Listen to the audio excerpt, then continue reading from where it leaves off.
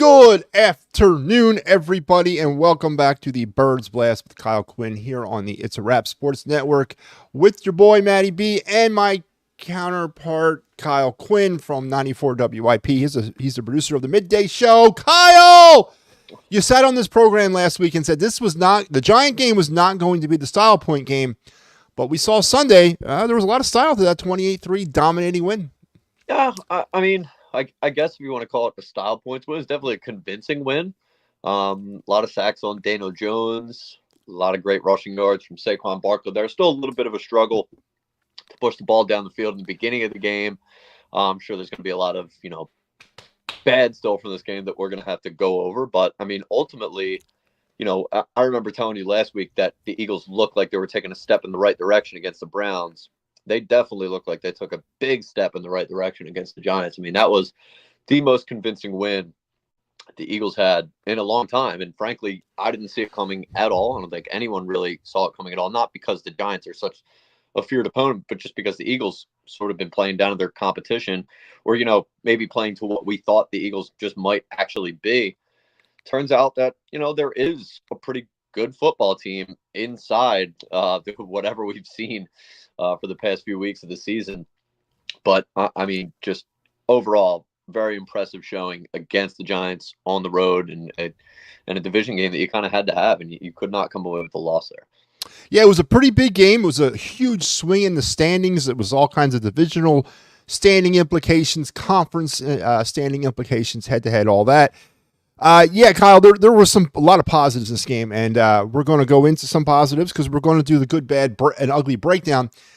But there was also, there's been a sort of, and I want to get your take on this, obviously, before we get into breaking this game down.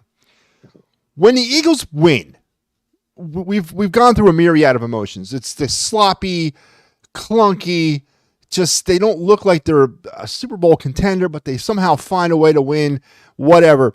Then they have a game like they had here on Sunday against the Giants. Do the Eagles as a team need to convince Eagles fans about their ability to win? Or does Jalen Hurts have to win games in order for Eagle fans to believe in this team? So I think that was definitely one that, if you were like me and you said, I don't know what the hell this team is, I don't know if they're ever going to be able to put together a performance where they blow a team out, then, yeah, you could argue that was something that everybody has wanted to see, and that definitely talked me into the fact that it's an above-average football team. I'm not going to, take a huge leap and say that they're a Super Bowl contender or, an NFC contender just based off of an ass-kicking of the Giants. But, it was an ass-kicking of the Giants, which, if you remember the end of last season and the way that they've been playing in the beginning of the year, that was a team that got dragged by the Giants at the end of the year with their backup quarterback in. So, at least for me, it was convincing enough to where I think that there is something inside of this Eagles team, that there is a good football team somewhere in there. But definitely not a convincing game by the quarterback by any stretch. He was efficient, right? 10 for 14. But, I don't know about you, but I remember at the end of the first quarter being like, what are we doing here? This quarterback is not stepping up in the pocket. He's still holding on to the ball too long. He's not finding open guys. And he did still miss a lot of guys throughout the game.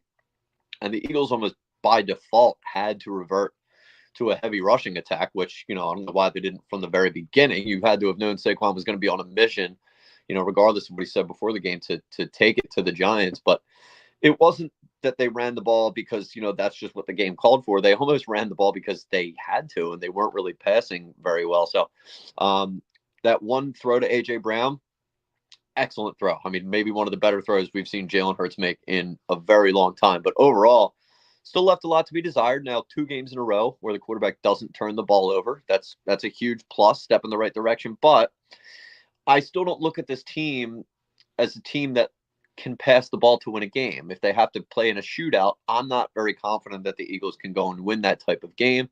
It feels like we have found our offensive identity, and that offensive identity has to be running the football. And you can call that a good thing because we are a very good rushing team. But you can also look at the other side and say, why aren't they a very good passing team with the amount of weapons that they have on the offense? So a little bit of a double-edged sword there.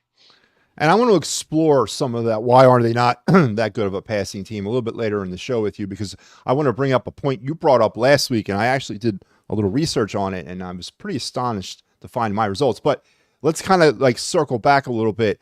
You said this was a win that convinced you that there is something in this team. There's a fight, there's a pulse, a heartbeat. It's going to take a little bit more for me than a squeaker against the Cleveland Browns and a dominating win against the New York Giants to get me back. I'm going to take a whole lot. And this week, you're going against he's an all-pro quarterback. He's got all-pro wide receivers, Joe Burrow, and the Cincinnati Bengals receiving core. That game might make me a little bit more of a believer, but we'll save that for a second. But let's talk about Saquon. You're right. Here's the deal.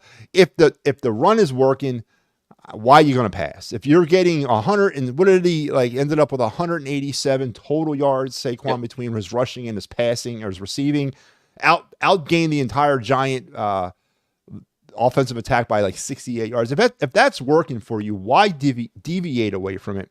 So why were the Eagles so able to carve up the Giants on the ground on Sunday at MetLife? What do you think was the main reason? Was it Saquon on a mission? Or was there some sort of scheme in place and that the Eagle offensive line just kind of woke up for this game? I think it's a lot of it. I mean, we can all face the reality that Saquon Barkley is an absolute animal as a running back. He's very different than any running back that we've seen in this town in a very long time. But the Giants' defense, at least in terms of their run defense, offers little to no resistance whatsoever. I think they came into the game as one of the bottom rush defenses in the NFL. Now, I know they have some good guys on that defensive line, but a lot of that it manifests itself in the form of a good pass rush. And we did see that a little bit. They got to Jalen Hurts. Brian Burns was dominating Fred Johnson. But the Giants did not have a good run defense at all. And I don't know why it took the Eagles so long to take advantage of that. But once they did, they were off to the races. So I think a little bit of a combination of Saquon just being an absolute beast and the Giants having no answer for what he was giving them whatsoever. Now let's turn our attention to the other side of the Philadelphia Eagle football for this game, and that was the defense. Heading into the Cleveland Brown game, the defense had accumulated 6 sacks as a unit. After this game, they're up to 19 sacks, 13 sacks over the last 2 weeks, a 8-sack bloodletting over the New York Giants, who were down a outstanding offensive lineman in this game. They placed him on IR that week, and they were really struggling to try to find any answers for the Eagle pass rush, which is still foreign for me to say that. But Dan Jones and Deshaun Watson, what are these two individuals doing in the NFL? Yeah, well, Deshaun's probably not going to be in the NFL for much longer after what happened to him he's this done, weekend.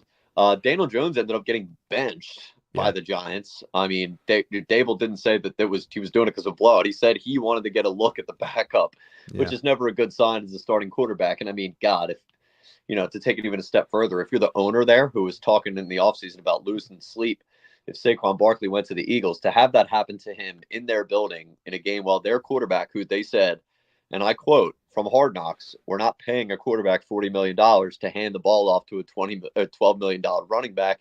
Well, that $40 million quarterback got benched in front of all of your fans.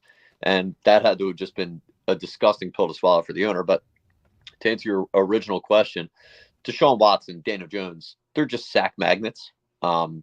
It was good to see the Eagles rack up sacks against those teams because, the way the Eagles pass rush was going the first few weeks, you weren't really confident they were going to be able to do that. It does look like they're turning a little bit of a corner there because let's face it. I mean, I know they were playing 2 pitiful offenses, but 2 weeks in a row of not allowing a single offensive touchdown is impressive. No matter what way you cut it, the Eagles have not done that as a defense since 2017, the year they won the Super Bowl, and we know that was a great defensive unit. Now, this is not a great defensive unit. I don't know what they are. But 2 impressive showings and against 2 bad quarterbacks, granted. But if you remember last year, the Eagles' defense was getting carved up by bad quarterbacks. You had Mac Jones, Sam Howell, of all people, just going up and down the field in this defense. So if you want to take a little bit of a positive from that, it does look like the defense is starting to turn a little bit of a corner and at least rounding into form where when they do face a bad quarterback, they can make him look bad and not make him look great like they had in games before. Yeah, and they were coming at all different angles. Everybody seemed to have gotten into the game and into the mix. Even Jalix Hunt there at the end of the game when it was garbage time got himself a sack. So Kudos all around to the Eagle defensive front, obviously able to bring the pressure. But Kyle, I want to float a theory at you, and I want your response or your opinion on it. The last 2 weeks against Dan Jones and Deshaun Watson, the Eagles brought the house, it seemed like, on every single play. But yet, against Baker Mayfield, Kirk Cousins, Jordan Love, they played a very passive style of defense. Now, I want to ask, is Vic Fangio concerned about this unit's ability to bring pressure and not get torched by the big play against average to above average quarterbacks?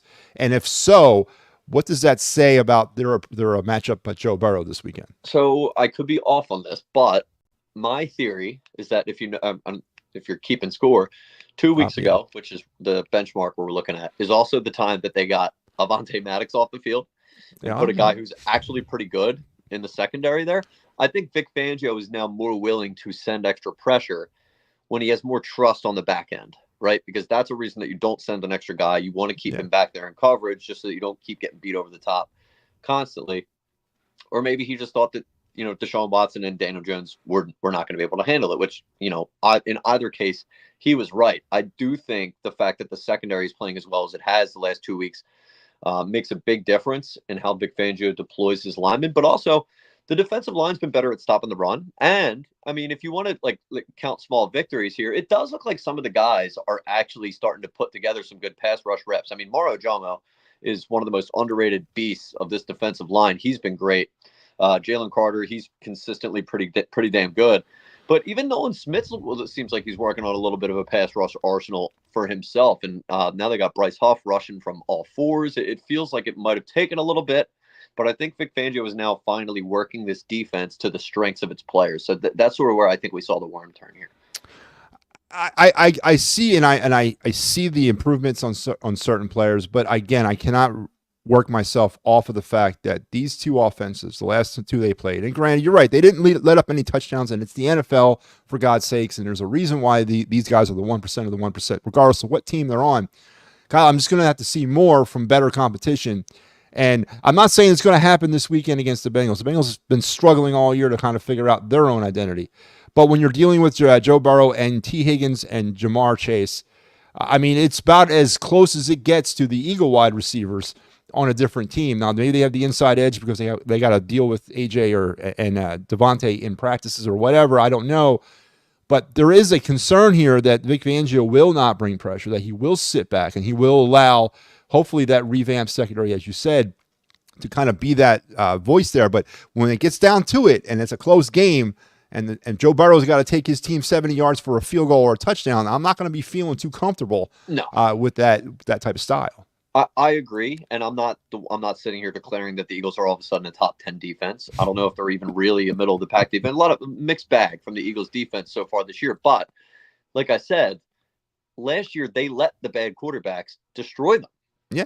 I mean, that's it. What I will say is, well, I'm not going to declare them a top 10 defense. They are a better defense than they were last year. I think that's pretty clear at this point. Well, we'll see. And a lot more football to play. Let's now circle back to that quarterback, Jalen Hurts. 10 for 14 on the day. Very uninspiring from the air, but as we mentioned and established it didn't need to be inspiring from the air. 114 yards and a touchdown. Another week of no turnovers for Jalen Hurts. I guess this is one of those games where, can you deflect some negativity on him? Absolutely. Can you talk positively about what he's done? Obviously, with the turnovers, we can. But I want to float another theory that you brought to my attention on this show last week.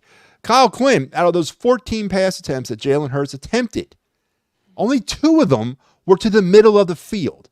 Everything else was off to the sidelines, to include that beautiful touchdown strike to A.J. Brown.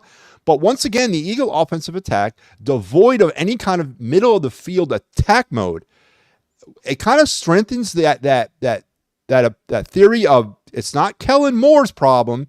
Well, it's not Kellen Moore's offense, and it's not Nick Sirianni's ego. It's a hybrid of 2 different offenses to try to help the quarterback out. Mm-hmm. So can the Eagles continue to live on the sidelines? No, it's not a sustainable way to play offense. I mean, you can have your bread and butter be a rushing attack. We've seen teams win a lot of games doing that. The Ravens do that. The 49ers do that. I mean, even the Dolphins last year, while they had good wide receivers, ground and pounded it with Raheem Mostert and A-Chain. But the difference is those teams can also throw the football, right? And they also played some pretty good defense. I mean, the Chiefs, they can run the ball or could run the ball when they have Pacheco, but they also had a top defense, right? You can't only have one. You need, I think, at least two of the three, right? A great run game and a great defense, or a great run game and a great pass game, right? Offensive overkill. But it's not a sustainable way of playing football if you have a hit or miss defense and a passing attack that's inefficient, doesn't use the middle of the field, and a quarterback that's missing open guys. Now, I love that he didn't turn the ball over for 2 straight weeks. Big step in the right direction. Very happy, Absolutely. but not good enough. I mean, No. Jalen Hurts is not playing good enough. He's still missing guys. He's still not throwing over the middle of the field. He's still leaving a lot of meat on the bone, a lot to be desired there from the quarterback, and it's not acceptable when you have the kind of weapons that you do. So while I love seeing Saquon Barkley get all the touches, they're not going to be able to run their way to the Super Bowl. They just can't. No, and then the last thing I want to talk about in terms of the game, and then we'll get into how we did on our predictions and score and MVP of the game. Kyle Quinn's on a friggin' hot streak with the MVP thing. But before I do that, I do want to give a quote from A.J. Brown after the game. I think this was on Monday or Tuesday, in reference to if he was upset or all about not getting enough targets or the fact that the Eagles ran the football so much on Sunday. And this is AJ's quote. Yeah, it's like a good and bad thing. We're happy the guys got the ball or ran the ball, but we want the ball too. I wish there was a few more attempts, but it happens. We're on to the next game, so you take it, so it's all good. Is this the crack in the foundation of A.J. Owens starting to rear its ugly head around week 7, or are we starting to go down this road again?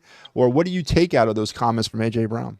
No, I mean, it's definitely an interesting comment. We want the ball too. I think we're going to see, right? If this sort of unravels in a way that all they are able to do is run the ball, then he's not getting as many targets. Look, if Jalen Hurts is only throwing the ball 14 times a game, there's going to be some wide receivers looking at him weird, like, what's the deal here? Why are we not a very good passing offense? Now, it could also play out in a way that the more they feed Saquon, the easier it gets for AJ and Devontae to get open and make big plays. Now, the biggest kicker to that is the quarterback's got to be able to make it. So yeah, it's going to be a big test over these next few weeks, the rest of the season, as to what the real reason is that we need to be a running football team. Is it because, we're just good at it, or is it because it's the only thing we're good at?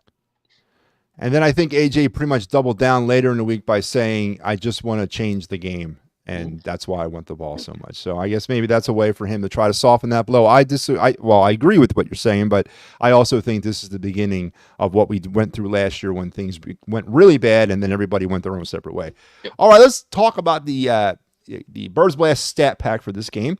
Pretty, I wouldn't say convincing stats, but encouraging stats. 3 for 3 on the red zone on Sunday, 11 for 20 now on the season. They're over 50%, which is trending in the right direction. The first half points production still is a little bit on the low side. No points now in 6 straight first quarters of action in this start to season. 14 points they scored in the first half, now have scored 55 first half points for a 9.1 average. So they upped their average by 1 point a game. Second half points, 14. Now they've gone to 13.1 points a game. Kyle, we talk about it all the time, and we're going to talk about it. It's one of my keys to victory again this week. Is the lack of fast starts. And when I mean fast starts is a touchdown on the opening possession. Is that eventually going to come back and bite this team? Yeah. I mean, you can't win games playing from behind, right? Or consistently. Now, the Eagles defense did a good job like they have in weeks past, where like against the Saints and against the Packers, where they're making stops while the offense doesn't score. Like the offense has not scored a first quarter point this entire year. It's the only team in the NFL to do that. Now, it's a wonder that they're 4-2, right? And I say that it's a wonder because you're not going to consistently win football games when you don't score points in the first quarter. I mean, like we just talked about, the Eagles need to win games by running the football. They're not a very good passing team right now, and I think a lot of that has to do with the quarterback. You fall behind to the Bengals 14-0, it's going to look ugly like the Tampa Bay game did. Yep. The Eagles' formula has to be to get out ahead and keep the foot on the gas in that way so that the defensive line can get into obvious pass rushing situations so that we can run the ball with Saquon. These are the strengths of this team right now. So I mean, basically, you're asking me if they can continue to win without playing to their own strengths. I mean, the answer to that is a resounding no. They can't. No. No, they cannot. 6 penalties on Sunday now for 32 penalties on the year. No forced turnovers again. This has now become it has been a very alarming trend. Still just 2 turnovers on the season. They're trending down towards close to 0 per game. They're down to 0.3. I can't get a 0.3 of turnovers, so we'll use the rule of 5 and round down, so that's 0. They did not commit any more turnovers. They're still averaging, now they have 8 on the season, averaging about 1.5 a game. Mm-hmm. They got to Dan Jones, who said 5 times, and Jalen Hurts got sacked 5 times. They got to Dan Jones 4 times, and the Eagles were 3 for 3 on 4th down conversions. Now a stunning 10 for 15 on the season. They've gone for it 15 times through 6 games for them, up to about 66.7% effective on that. Kyle, we're going to throw a bow on it. Let's take a look how we did. We both had the Eagles in this game, so we both get the W. I finally get my first W of the season. I'm now 1-5, Kyle. I'm off the schneid.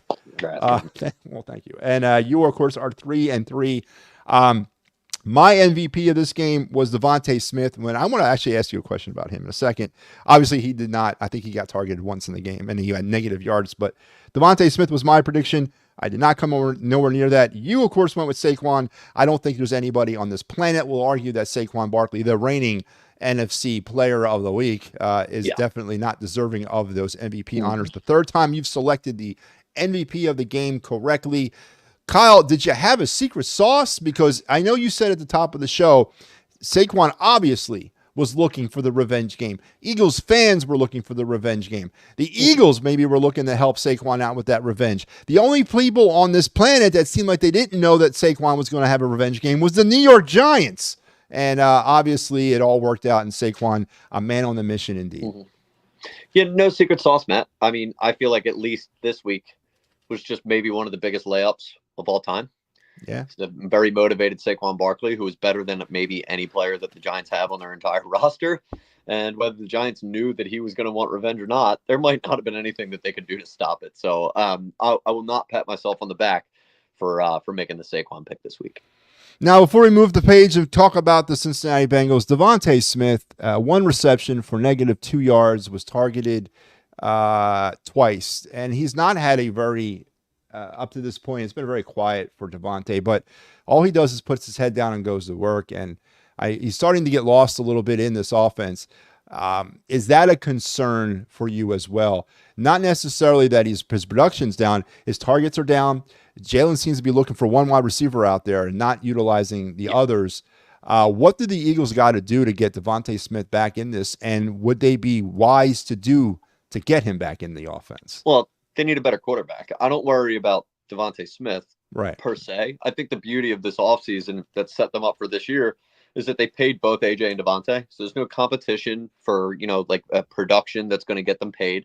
Now, that's not to say that I'm sure Devontae Smith was, frustrated, not mad at Jalen, but frustrated because he's a professional athlete and he wants to get his and he wants to impact the game like AJ said he did. So I'm sure there was a little bit after the game of like, man, got to get back in this thing. And I think he will. But a lot of this is a result of, I don't know if you and I talked about this before the season, but there was a lot of talk about how Kellen Moore was going to use Devontae Smith. And that was in a way that the Cowboys used CeeDee Lamb, where they line him up in the slot. They line him up outside. They use the matchups. The problem is we don't really throw to the slot. We don't really use those middle of the field matchups where I think Devontae would be best suited to use his different skill set and get the best matchups there. So, I don't think it's a Devontae problem as much as I think it's a scheme and a quarterback problem. The quarterback's got to get on the ball. I mean, they need to be more dynamic as a passing team. And I think until that happens, Devontae's, one of those receivers going to end up getting lost in a game where you only throw the ball 14 times. Yeah, I could not have said it better myself. And again, it stems back to the quarterback and his either inability to understand a Kellen Moore offense, or actually, Kyle, I'm at a point now where that's what I think it is. I don't think either the Eagles didn't do their homework and brought in the wrong offensive coordinator because it was too complicated for him to learn. And I don't blame Jalen for that. I blame the Eagles. If they knew Jalen Hurts or if they had an idea that Jalen Hurts couldn't run this offense, why do you bring in an offensive coordinator that he's not going to be able to figure it out? So I'm not blaming Jalen Hurts here, but I think you're right. It's got to be they don't throw the ball to the middle of the field, and it seems like it's only one wide receiver that gets some love, and it's becoming frustrating. So, well, I agree. But the most I'll give you there is that I mean, and this is a conversation for another day, but, did the Eagles pay the wrong quarterback? That's an Eagles problem. But I don't think this is it's a Howie Roseman problem. Yeah, sure. I mean, look, you can make that argument. That would be 2 quarterbacks in a row that he paid that didn't work out for him. I will say, and I heard this from Shil Kapadia, the Ringer, who watches the film and does a really good job.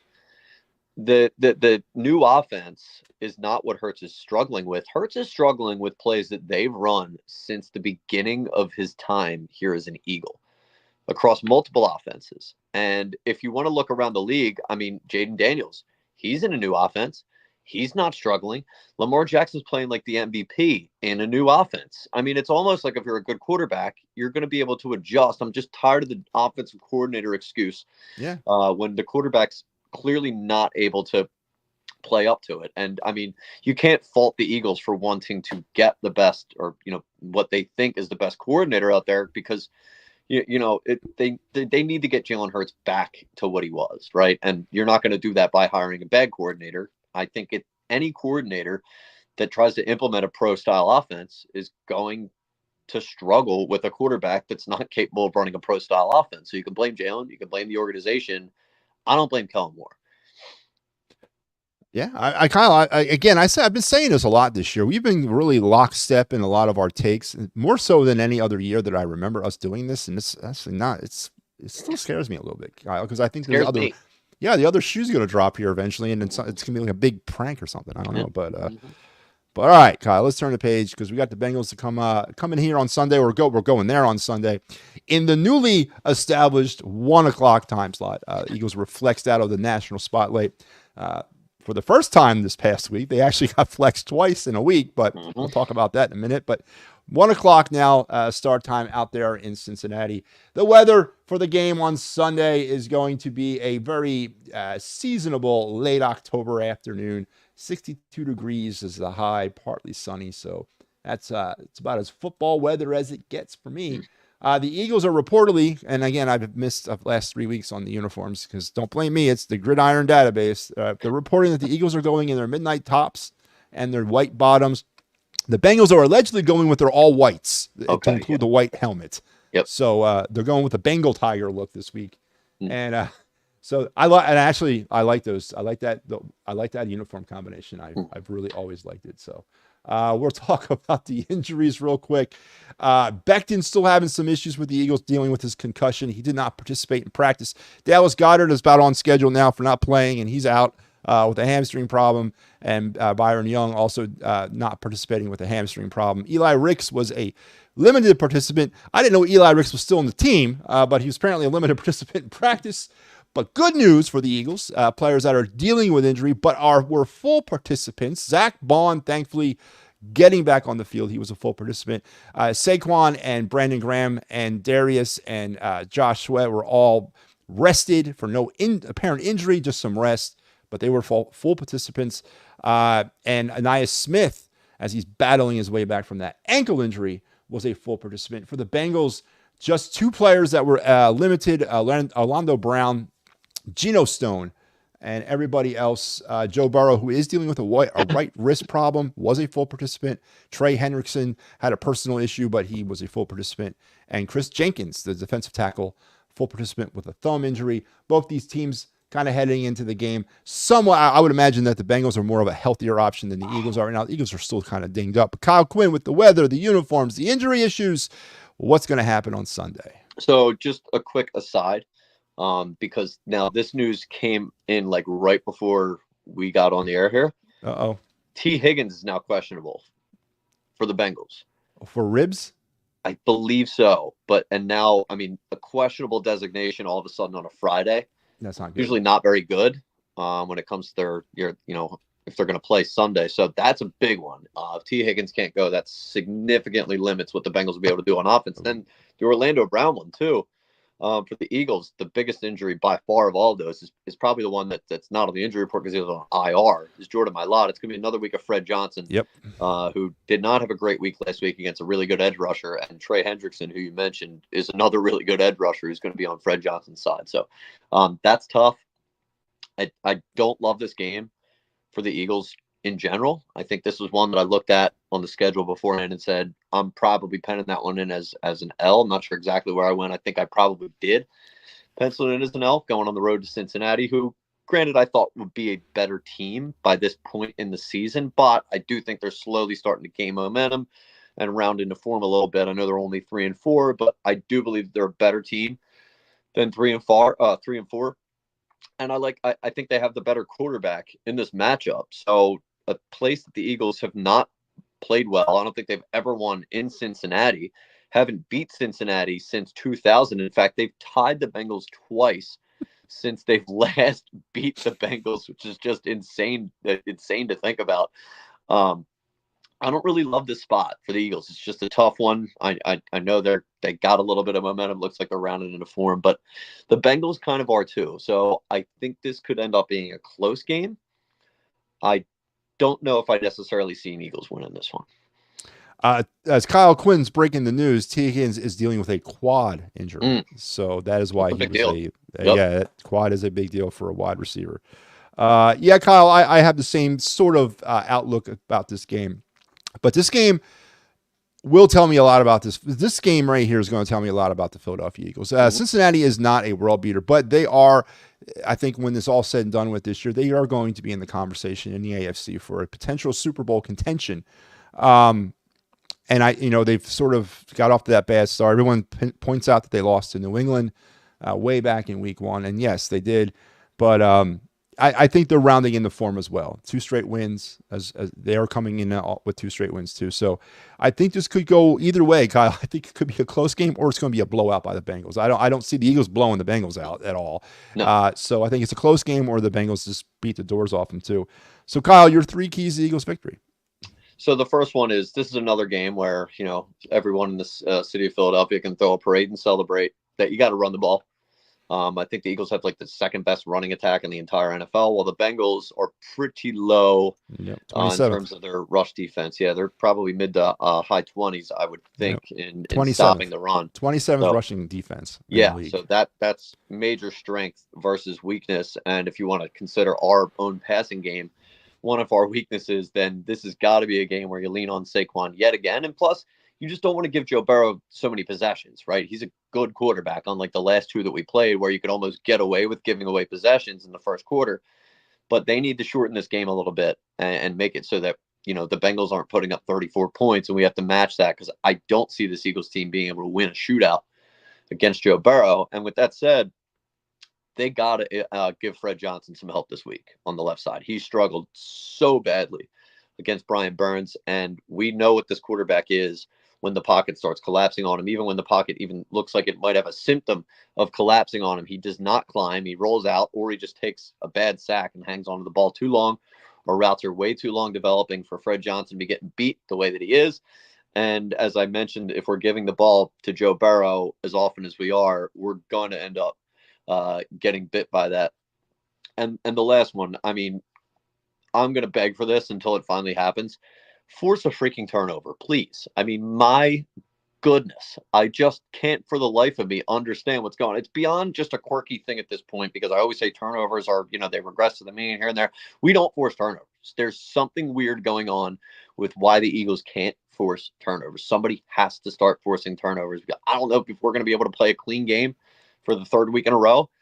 And you can't give the Bengals and Joe Burrow extra possessions there. They have to force turnovers, take some possessions away from Joe Burrow.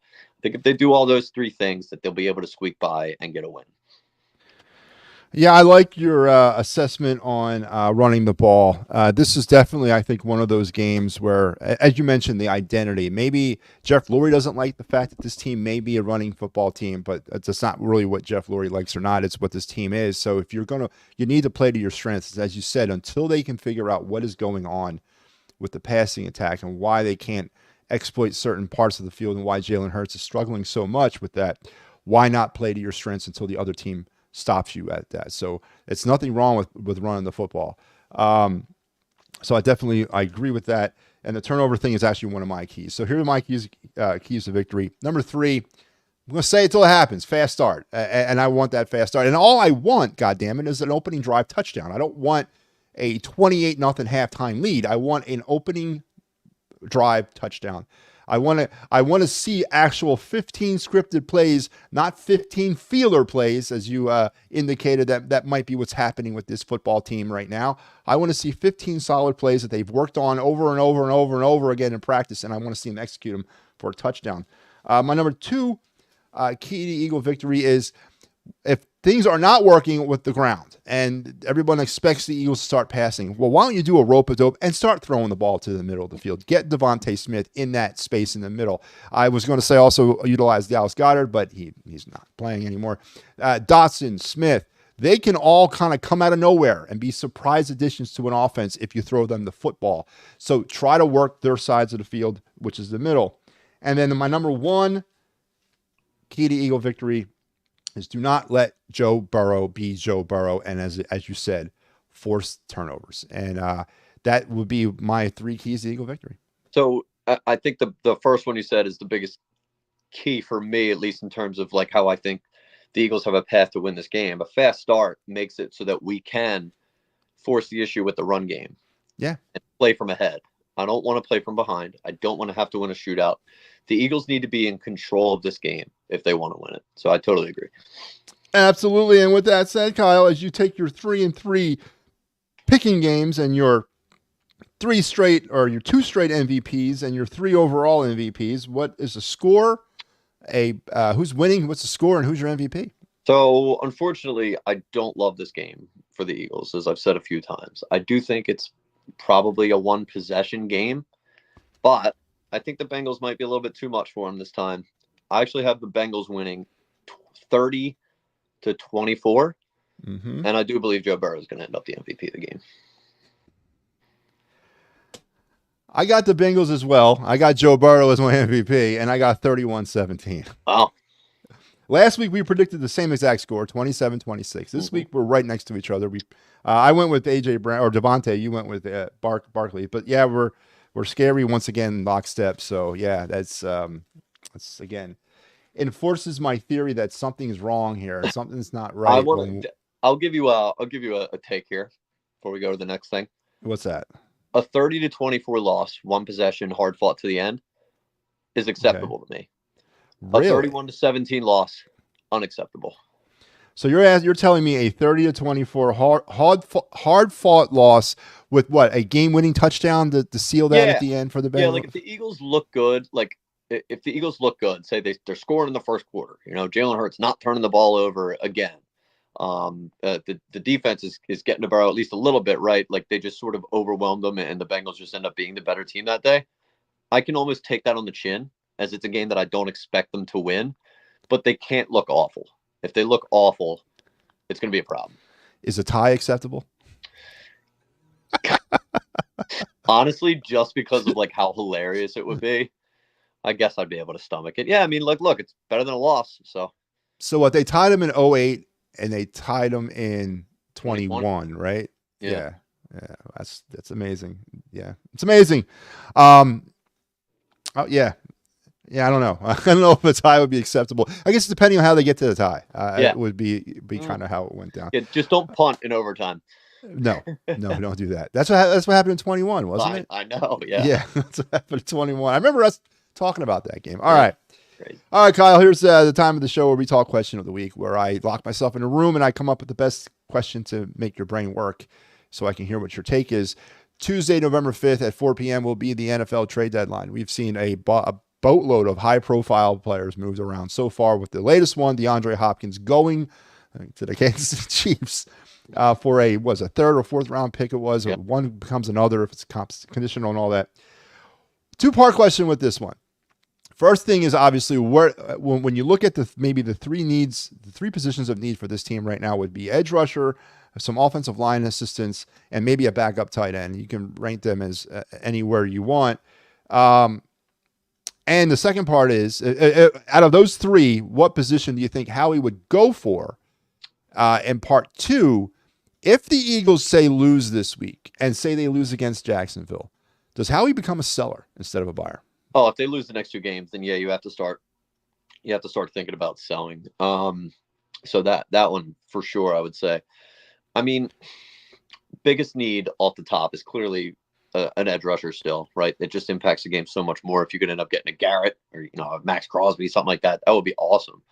The tight end would be interesting too, just because of how much Dallas Goedert gets hurt. I'll give you a sneaky need, Matt, and this one's definitely not at the top of the list, but it's something that I could see them sort of scraping at the bottom of the barrel for if they can. Another running back.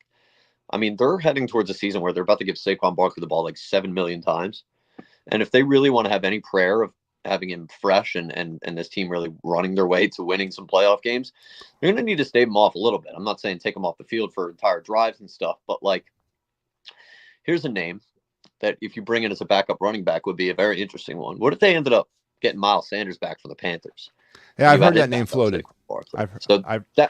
That would be an interesting one. The other name I'll give you to look out for, and this one will really become a guy if the Eagles can win this game, and that's Trey Hendrickson from the Bengals. If the Bengals go 3-5, it's going to become much tougher for them to find a path to the postseason in the AFC, and they could look to start selling off guys. Trey Hendrickson, who is, I believe, is a free agent after the season or maybe the next one, he's not signed to another deal, so he could be a guy that the Bengals look to move. Perfectly fits a need for the Eagles, and the Eagles could do themselves a favor by winning this one and making him become available. Now, you mentioned Myles Garrett and Crosby. Obviously, those are two big names at edge rushing. And then, of course, when it comes to secure these types of players, it's always about draft capital. No one ever really trades anymore player to player. And obviously, the Eagles wouldn't trade player to player in this situation. I didn't realize this, and I had to look at it, and I didn't realize it had gotten to this point. But in 2025, the Eagles are looking at a first, a second, a third, a fourth, and 3/5. 7 picks right now. Now, there's going to be compensation picks added to that mix. Kyle, that's not that. That's a pretty bare baseline draft right now. And does Howie have the stones, I guess, to mess with that and send any more of those assets out of that draft? Or do teams want to, think about looking at the 2026 draft? But I think Howie's in a position this season where he hasn't really ever been in before when it comes, and his trade deadline acquisitions have been trash. Let's face it. They haven't. Yep. Golden Tate's the best one he's ever had, maybe. But does Howie mess around with a kind of a light draft stock for 2025 by trading maybe more of those assets? I think you could see at a certain level a combination of both, where they try to add a player that helps the team win now, but also get rid of a guy that might have some value on another team that might help improve our draft capital. Because, look, I mean, 7 picks, there's only 7 rounds. That's still 1 pick in each round, but that's light in terms of the stock that Howie usually goes into a draft with. And so I could definitely see a little bit of both. Maybe you see some picks get moved in the later rounds of the draft, which I would definitely be okay with. Or we're going to see. I mean, look, Washington could lose this week if Jaden Daniels doesn't play. Dallas is playing the Niners. So even with a loss this week, the division's still going to be right in front of them. It's going to take a lot for Howie and the Eagles to say, I'm selling, I'm going to get top draft capital for this next draft. I could definitely see him making some moves on the back end, though. What do you think about Marcus Mariota's performance last week in a reserve role for Daniels? I was like, I'm watching Marcus Mariota do what he's doing, and I'm watching Kenny Pickett do what he was doing last week, and I was like, what the hell is this, man? Yeah, I mean, it's interesting. Mariota definitely fits exactly what Jaden Daniels' play style is. Now, it was the Panthers, who might be the worst team ever assembled. So, we'll see if he does it again against the Bears if Daniels doesn't play. Yeah, well, we'll definitely know, because that's the game that the Eagles were supposed to have, the 4:30 game. And then, of course, next week we would be talking about a Sunday night football game. But Kyle Quinn, we're not talking about, and you called it. You called it on the show last week. Yep. They flexed the Eagles and Jaguars out of that primetime spot. The Eagles are still going with the Kelly Greens, I believe, even though it'll be a 4:30 start. Kyle, I asked it to you last week. Was it a direct reflection upon the Eagles or Bengals them getting flexed this week? And is this a direct reflection of the Jaguars, the Eagles, or a combination of both? And is the NFL souring on the Philadelphia Eagles because of their boring style of play? I'm going to go, well, that's definitely a part of it. I'll go 75-25 Jags Eagles. 75% the Jags are just not worth watching on TV. another part of it is just not that compelling of a matchup. I mean, there's Doug back to Philly, but that's already happened before, and there's no real stakes here for the Jags and Eagles game. I believe it's actually going to be 4:05 kickoff, not 4:25. Yeah, 4:05. You're right. But I'll say about this week, if Daniels doesn't play, the NFL is probably like, man, maybe we should have kept Bengals Eagles in that spot. Yeah, I mean, you're right. We're going to flex Marcus Mariota into that. Hey, you're right. Yeah. It is what it is. But all right, Kyle, we're gonna wrap it up. I appreciate you coming on. Next week, obviously, you come on back and we'll cut up the Bengals and look at the Jags. And before I let you go, of course, where can the folks find you? So every Monday through Friday, 10 to 2 on WIP with the midday show with Joe and Hugh, and then of course on Twitter at Kyle_Quinn WIP. All right, brother. Have a good weekend. We'll talk next week. Thanks, buddy. See you, Matt. All right. Kyle Quinn. All right. That's again, I said it twice during the show, and I'm gonna say it again. I am not used to being this lockstep with him. We never ever agree on anything, and yet we have agreed on about 90% of the stuff this year. So that to me is spooky. I know Halloween's coming, but it's too spooky for me. But so there you go, Birds Blast, Kyle Quinn on the It's a Wrap Sports Network. Again, please like and subscribe on our YouTube platform. Like and subscribe on all of our social media. Please help us out as we grow this thing. Little programming note: tomorrow and Sunday. Don't forget Clear the Ice. Tomorrow around 4:00 after the Wild game, and then Sunday night at 10ish after the Canadians. So we got you covered for all that greatness as we move forward into the week. Real quick before we say goodbye, let's go over my Week 7 NFL picks, and then let's talk Week 8. I was 10-5 for Week 7. Hallelujah. Finally had a decent week. 57-50 now on the season as I'm trying to pull myself out of an early season funk. Let's talk about my picks for Week 8. I do have the Bengals beating the Eagles. I got Minnesota over the Rams. Yes, I went with the Rams. Obviously did not get that right as the Rams went off last night. Baltimore against Cleveland. Is anybody picking the Browns? So I'm going with Baltimore. Tennessee and Detroit, Arizona, and Miami. Give me Miami. The Jets and the Patriots. The Jets. Atlanta versus Tampa. Give me Atlanta. Green Bay and Jacksonville. I like Green Bay, Indy, and Houston. I like the Texans. The Saints and the Chargers. Give me the Saints. Buffalo and Seattle. Buffalo. Carolina and Denver. Kansas City and the Raiders. Give me KC. Chicago and Washington. I don't care if Daniels doesn't play or if Mariota has to play. I still see the Commanders winning that game. Sunday night, Cowboys and 49ers. Give me the 49ers. And the Monday night tilt, the Giants and Steelers. I think it's not even close. The Steelers will win that game. And there you have my Week 8 picks. And as I said, 57-50 now on the season as I'm trying to dig myself out of an early season hole. And I had a 10-5 week, so that helps. Thanks, Kyle. Thanks to all of you for watching. Please spread the word about It's a Wrap Sports. Don't forget, again, tomorrow around 4:00-ish after the Wild game, make sure you're back here watching Sal take you all the way with Clear the Ice. And then Sunday night, I will be back with the Clear the Ice show for the Canadians. Until we talk, you guys have a great weekend. We will. Oh, yeah, and by the way, I did mention this last night. The reason why you're watching this at, 3:30, 4 o'clock in the afternoon was because, well, we had a scheduling change. So we had to make do, but we did. But yeah. Make sure you guys continue to check in on our stuff. Continue to support us, please. We will talk next week. Have a good weekend. Go Birds, and talk to you later.